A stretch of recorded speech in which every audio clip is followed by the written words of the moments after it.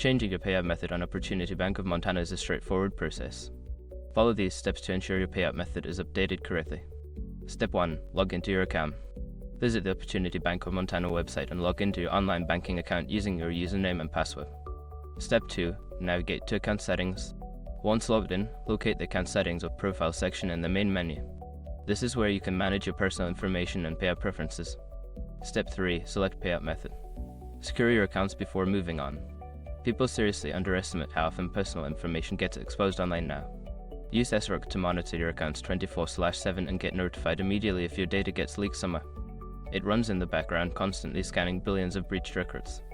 And honestly, for how cheap it is compared to the value you get, it's worth it. Link in the description. Step 4. Choose your new payout method. Select the new payout method you wish to use from the provided options. This may include direct deposit, check, or other electronic payment methods. Follow the prompts to enter any necessary information. Step 5. Confirm changes. After selecting your new payout method, review your changes and confirm them. You may receive a confirmation message or email indicating that your payout method has been successfully updated. Make sure to check your account periodically to ensure that your new payout method is functioning as expected. If you encounter any issues, don't hesitate to contact customer support for assistance.